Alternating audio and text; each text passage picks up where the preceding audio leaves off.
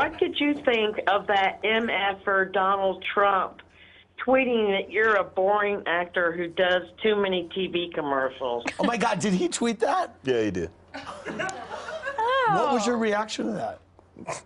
I look at my bank account, I laugh. All right, so that clip right there already tells you a lot about Samuel L. Jackson. The man has faced critics his whole career, played some of the toughest characters in movie history, and yet when it comes to real-life drama, he stays cooler than ice. But what happened next, live on national TV, is what really shocked people across the country. It all started when Donald Trump fired off another late-night post, the kind that pops up on your phone and instantly gets everyone talking. This time, he went after Samuel, calling him boring, low IQ, and washed up, basically daring him to respond. Some people wanted Samuel to clap back hard. Others waited to see if he'd even acknowledge it. The very next night, Samuel was scheduled to appear at a big charity event for school arts programs. It was supposed to be classy. Nice speeches, music, applause, nothing political at all. But then the host decided to read Trump's post out loud in front of everyone. You could feel the tension in the room. People laughed nervously, then went completely quiet as the camera cut straight to Samuel's face. And here's where everyone expected anger. A joke, maybe even a rant. But Samuel didn't rush. He calmly placed his drink down, stood up slowly, and walked to the microphone like he had nowhere else to be. He looked around the room and said, "Good evening," in the calmest voice possible. Then he thanked everyone for supporting the arts and said something that instantly shifted the mood. He said, "Art teaches people how to listen, something politics often forgets." A few people clapped. The room settled. Then he smiled a little and said he was going to respond in the most boring way possible. Not with insults, not with yelling, just with facts and a question. And right as he said that, everyone leaned forward. A year ago, I asked the doctor, I said, is there some kind of a cognitive test that I could take? Because I've been hearing about it. Because I want to shut these people up. They're fake news. They make up stories. I mean, like I'll do an interview with you. I didn't say you can't ask me about this. I say ask me anything. I did one with Chris Wallace. He was nice enough to say. He said, I just want to. Samuel still hadn't even said Trump's name yet. He just calmly said, when someone keeps calling everyone else low IQ, it usually means they're scared of one thing, having to explain themselves.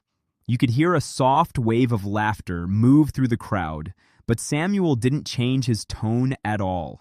Then he followed it up by saying, intelligence isn't about being loud. It's about being clear. It's about staying on one question without running away from it. And that's when he finally looked straight into the camera. He said, "So Mr. Trump, here's my question. What are Americans supposed to do with that insult? Are they supposed to feel safer, pay less for groceries, sleep better at night?" And the room just exploded with applause. Not screaming, not chaos, just that deep, powerful kind of clap that feels like everyone agrees at once.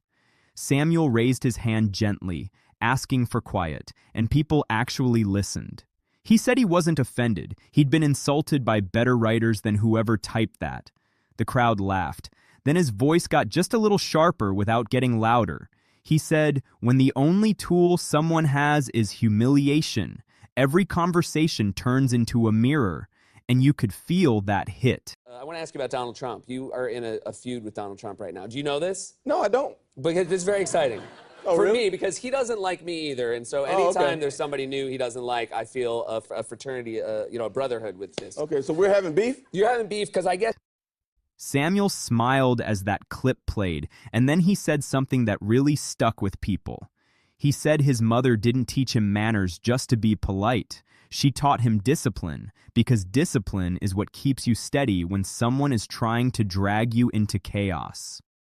The crowd clapped again.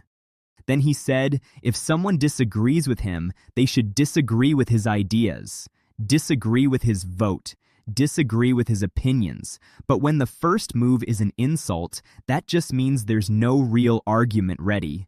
The host tried to jump in with a joke to lighten the moment, but Samuel turned, smiled kindly, and said, "Let me finish, brother. I promise I won't yell."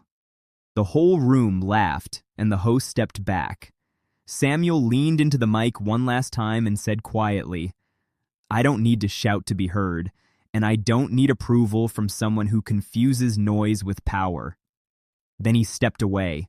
The crowd stood up, a full standing ovation. Backstage, producers told him the moment was going viral and asked if he wanted to soften it a little to avoid controversy. Samuel just shook his head calmly and said if someone wants to debate, he's ready. If they want to insult, they can insult themselves into a corner. When the cameras came back on, people were chanting his name. Within minutes, the clips were everywhere online. And yeah, people argued like always. But most people agreed on one thing. The insult didn't work because Samuel never took the bait. He didn't fight fire with fire. He took the oxygen away from it. And in a world where everyone expects shouting, that calm reply shocked America more than any angry comeback ever could.